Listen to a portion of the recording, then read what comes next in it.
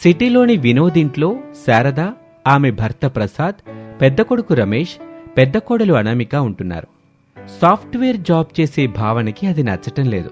తన సంపాదన మొత్తాన్ని దోచుకు తింటున్నారని తెగ బాధపడుతూ భర్త వినోద్తో పదే పదే గొడవ పడుతూ ఉండేది. వినోద్, మీ అమ్మ వాళ్ళు ఊరికెప్పుడు వెళ్తున్నారు? గట్టిగా మాట్లాడుకు భావన, అమ్మ వాళ్ళు వింటే బాధపడతారు.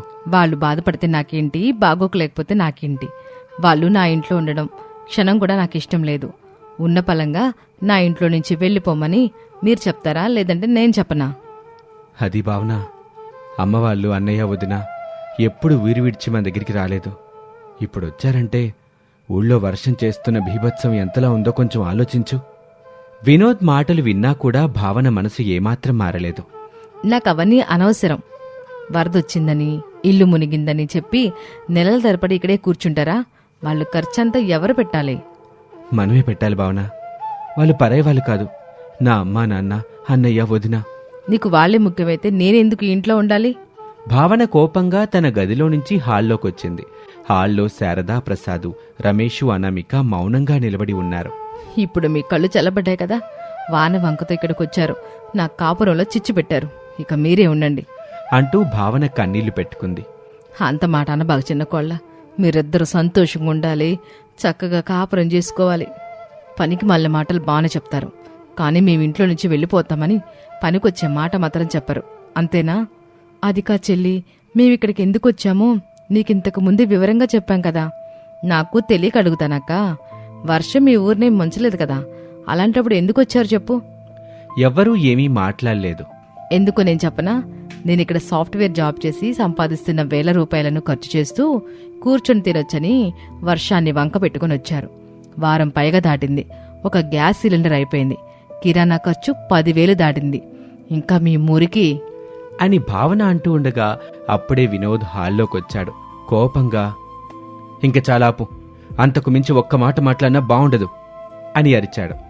భావన ఏడ్చుకుంటూ బయటకు వెళ్ళింది. వినోద్ ఊపిరి పీల్చుకొని తల్లిదండ్రుల్ని, అన్నా, వదిన వైపు బాధగా చూశాడు. అమ్మా, నాన్న, భావన మాటలు పట్టించుకోకండి. తన తరపున నేను క్షమాపణ చెప్తున్నాను. ఇది మన ఇల్లు. వర్షం వరద తగ్గిన తర్వాత ఇక్కడి నుంచి వెళ్ళిపోదురు గాని అంతవరకు ఉన్నంతలో కలిసిమెలిసి ఉందాం అని చెప్పి వినోద్ కూడా బయటకు వెళ్ళిపోయాడు. అత్తయ్య, నేనొక మాట చెప్తాను, కోపం తెచ్చుకోరు కదా? లేదు కోళ్ళ, నువ్వు చెప్పే మాట మన మంచి కోసమే అని నాకు తెలుసు. ఇక కోపం ఎందుకు తెచ్చుకుంటాను చెప్పు? మనం ఇక్కడి నుంచి మన ఊరికే వెళ్ళిపోదాం అత్తయ్య. అవును శారదా, భారీ వర్షం పడ్డా, ఊరు ముంచెత్తే వరదొచ్చినా, మన ఇల్లు పూర్తిగా కొట్టుకుపోయినా మనం మన ఊర్లో మన ఇంట్లో ఉండటమే మంచిదనిపిస్తుంది. ఇక్కడి నుంచి వెళ్ళిపోదాం శారదా. నాకు అదే అనిపిస్తుందమ్మా. మీరందరూ చెప్పిన తర్వాత నేను మాత్రం ఎందుకు వద్దంటాను? పోదాం. శారదా, రమేషు, అనామిక తమ సామాన్లతో ఊరికి వెళ్ళిపోయారు. కుండపోత వర్షం పడుతూనే ఉంది. తడుచుకుంటూ వారి పాత ఇంటికి వచ్చారు. ఇల్లు దాదాపు శిథిలమై ఉంది. పైకప్పు కారుతుంది. ఇంట్లో ఉన్న కట్టెలన్నీ పూర్తిగా తడిసిపోయాయి. ఈరోజు వంటెలా చేస్తావు అనామిక? కట్లన్నీ తడిసిపోయిన తర్వాత కోడలు మాత్రం ఎట్లా వంట చేసిద్ది బాబు? ఆకలితో పడుకోవాల్సిందేనా? అవును శారదా, తాగడానికి నీళ్లు కూడా లేనట్టుగా ఉన్నాయిగా అని బాధగా చెప్పాడు. అనామిక మాత్రం ఓ మూలలో ఉన్న మట్టిని చూస్తుంది. తనకి ఒక ఆలోచన వచ్చింది. ఆలస్యం చేయకుండా అనామిక నీళ్ల బకెట్తో మట్టి దగ్గరికి వచ్చింది. చేతులతో ఎంతో ప్రేమగా పొయ్యిని తయారు చేసింది. శారదా, ప్రసాదు, రమేషు ఆశ్చర్యంగా చూస్తూ ఉంటారు. ఆ మట్టి పొయ్యికి అనామిక పసుపు కుంకుమ పెట్టి ఒక చిన్న దీపం వెలిగించింది. చేతులు జోడించి, అమ్మా అన్నపూర్ణదేవి, ఆకలితో ఉన్న వాళ్ళకి అన్నం పెట్టడం నీ ధర్మం. ఈ వర్షంలో మాకు తోడెవరు లేరు. ఈ మట్టి పొయ్యిలో నువ్వు నివసించి మా ఆకలిని తీర్చమ్మా అని కన్నీళ్లు పెట్టుకుని వేడుకుంది. అంతే, పొయ్యిలో బంగారు రంగు మంట వెలిగింది. అందరూ సంతోషపడ్డారు. అనామిక ఖాళీ గిన్నె పెట్టింది. మూత పెట్టి అమ్మా అంటూ పిలిచింది. కొన్ని క్షణాల తర్వాత మూత తీసి చూసేసరికి వేడివేడి అన్నం, ఆవిరి కక్కుతూ ఉన్నాయి. శారద ఆశ్చర్యంతో, ఇది ఎట్టా సాధ్యం కోళ్ళా? అత్తయ్య, ఇప్పుడు మన ఇంట్లో మాయా మట్టిపోయింది. అన్ని సాధ్యమవుతాయి. కూర్చోండి, అందరం కడుపు నిండుగా తిందాం. సర్లే కోళ్ళ అని ఆ ఇంట్లో వర్షం పడని ఒక మూలలో అందరూ కూర్చున్నారు. వేడివేడి అన్నం, పప్పుచారు వడ్డించింది అనామిక. ఆ వర్షంలో అందరూ కడుపు నిండా తిన్నారు. అలా సమయం గడుస్తూ ఉంటుంది. కోళ్ళ, అత్తయ్య, మీ సందేహం నాకు అర్థమైంది. మట్టి పొయ్యి అన్నపూర్ణదేవికి ప్రతీకగా భావిస్తారని మీకు తెలుసు కదా. ఇంట్లో వంట జరిగే స్థలం కాబట్టి అన్నం ప్రసాదించే శక్తి ఆ దేవికి ఉంటుందని మన నమ్మకం. అంతే కదా? అవును కోళ్ళ, అగ్ని దేవునికిస్తున్న గౌరవం కూడా అవుతుంది. వంటలో ఉపయోగించే అగ్నిని పవిత్రంగా భావించి కుటుంబాన్ని పోషించే ఆహారం తయారయ్యే స్థలం కాబట్టి కృతజ్ఞతగా పూజిస్తాం. అలా ఇద్దరూ మాట్లాడుకుంటూ ఉంటారు. రాత్రి అయింది. మండుతున్న మాయా పొయ్యితో ఆ ఇంట్లో దీపం వెలుగుతూ ఉంటుంది. వర్షం పడని చోటే పడుకున్నారు. బయటకు వెళ్లిన భావన, వినోద్ ఇంటికొచ్చారు. తాళం ఉండటం చూసి వినోద్ షాక్ అయ్యాడు. భావనకి వాళ్ళు వెళ్ళిపోయి ఉంటారని సంతోషం కలిగింది.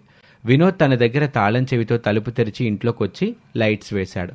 తన వాళ్ళు కనిపించలేదు. వినోద్కి బాధ కలిగింది. ఏమీ మాట్లాడకుండా బెడ్రూంలోకి వెళ్లి పడుకున్నాడు. భావన మాత్రం సంతోషపడుతూ, అమ్మయ్య, మొత్తం వెళ్ళిపోయారు, ఇక హాయిగా నా పనులు చేసుకోవచ్చు అనుకుని సోఫాలో కూర్చుంటుంది. మరుసటి రోజు వర్షం మరింత పెరిగింది. అనామిక పొయ్యిని ప్రార్థించింది. ఈసారి గిన్నెలో వేడివేడి పకోడీలు, అల్లం చట్నీ, మసాలా టీ సిద్ధంగా ఉన్నాయి. ఇంకో రోజు చేపల పులుసు, రాగి సంకటి, మరో రోజు వెజ్ బిర్యానీ. ఇలా ఆ మాయా పొయ్యి ప్రతిరోజు వారికి అవసరమైన వంటను ఇస్తుంది. అనామిక కుటుంబం ఆనందంగా ఉంటుంది. ఈ విషయం నెమ్మదిగా ఊరంతా తెలిసిపోయింది. వరదలో చిక్కుకున్న వారికి అనామిక అదే పొయ్యిపై వండి ఉచితంగా భోజనం పెట్టింది. అప్పుడు ఊళ్ళో ఉన్న భావన మనిషి శేఖర్ భావనకి ఫోన్ చేసి అనామిక దగ్గర మాయా మట్టి పొయ్యి ఉందని చెప్పాడు. ఏంటి శేఖర్ నువ్వు చెప్పేది? మా అనామిక అక్క వాళ్ళ ఇంట్లో మాయా మట్టి పొయ్యుందా? అవును భావన, నేను కిటికీ నుంచి చూశాను. ఆ మట్టి పొయ్యిలో కట్టెల్లేవు, కానీ బంగారు రంగులో మంట మండుతుంది. నువ్వు చెప్పేది నాకు నమ్మశక్యంగా లేదు కిషోర్.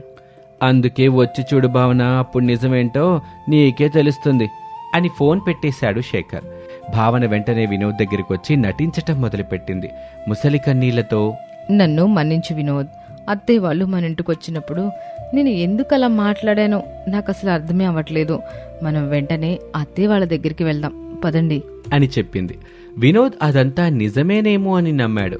భావనని తీసుకొని ఓ రోజున ఆనందంగా ఊళ్ళో ఉన్న తన ఇంటికొచ్చాడు. ఆ రోజు కూడా వర్షం పడుతూనే ఉంది. భావనని చూసి ఇంట్లో ఎవ్వరూ సంతోషపడలేదు. భావన అందరినీ చూస్తూ బాధని నటిస్తూ, అందరూ నన్ను మన్నించండి, నేను మీ పట్ల చాలా దురుసుగా ప్రవర్తించాను, నా నోటికొచ్చిన మాటలు అన్నాను అని వేడుకుంది.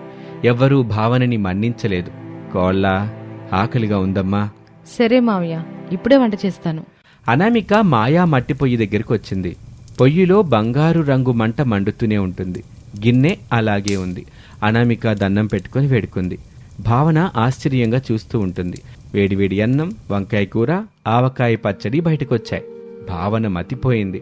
తనలో తాను, ఈ మట్టి పొయ్యి గనక మన ఇంట్లో ఉంటే హోటల్ పెట్టి కోట్ల రూపాయలు సంపాదించుకోవచ్చు అని తన మనసులో అనుకుంది. అలా సమయం గడుస్తూ ఉంటుంది. రాత్రి అందరూ నిద్రపోయాక భావన నెమ్మదిగా పొయ్యిని ఎత్తబోయింది. కాని ఎంత ప్రయత్నించినా అది కదల్లేదు. అది ఇంకా బలంగా లాగింది. అప్పుడే పొయ్యి నుంచి తెల్లని పొగ ఒకటి బయటకొచ్చింది. ఆ పొగలో ఒక స్వరం వినిపించింది. ఆకలిని తీర్చే చేతులకు నేను వరం, లోభం కోసం వచ్చే చేతులకు నేను మట్టిని మాత్రమే అని ఆ స్వరం చెప్తుంది. భావన భయంతో వెనక్కి పడిపోయింది. మరుసటి రోజు భావన ఏడుస్తూ అనామిక కాళ్లపై పడింది. నన్ను క్షమించక్క. అనామిక ఆమెను పైకి లేపి, చెల్లి, ఈ మాయ పొయ్యిలో లేదు, ఆకలితో ఉన్నవారికి పెట్టాలని మనసులో ఉంది. దయ ఉన్న మనసే మాయ చేసింది. ఆకలితో ఉన్నవాడికి పెట్టిన ఆ ఒక్క ముద్దన్నం దేవుడికి పెట్టిన నైవేద్యం కంటే గొప్పది అని చెప్పింది. ఇక ఆ రోజు నుంచి ఆ కుటుంబం ప్రతి వర్షాకాలంలోనూ గ్రామంలో ఉచిత అన్నదానం చేసే సంప్రదాయాన్ని ప్రారంభించింది. గ్రామస్తులు ఆ ఇంటిని అన్నపూర్ణ నిలయం అని పిలవటం మొదలుపెట్టారు. ఇక అప్పటి నుంచి భావన సిటీకి కూడా రాకుండా అక్కడే వాళ్లతో కలిసి సంతోషంగా జీవించటం మొదలుపెట్టింది. ఇది వాల్టి కథ. మరొక ఆసక్తికర కథలో మళ్ళీ కలుద్దాం. అంతవరకు సెలవు. నమస్తే.